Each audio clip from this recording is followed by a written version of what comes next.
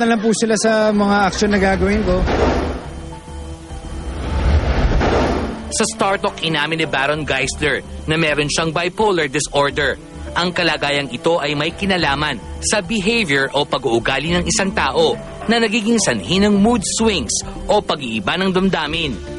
Nitong nakaraan, muli namang naiulat ang tangkang pagnanakaw ng halik ni Baron sa isang female TV host.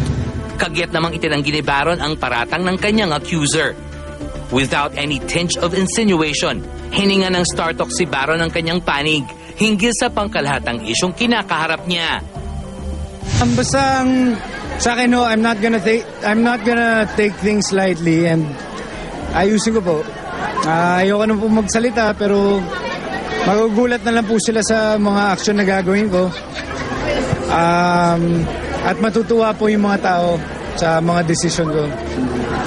Ayoko po muna magsalita. Gusto ko na lang pakita sa kanila.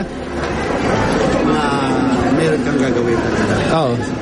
Pero tuloy-tuloy pa rin po ang trabaho, tuloy-tuloy pa rin ang blessings. Napagtanto ng aktor na marami na siyang sinayang na pagkakataon. Yung sa akin lang, ako mismo nanghihinayang na po ako sa kakayahan ko. Ayoko nang marinig sa ibang tao. Nanghihinayang po na I could be somebody great someday.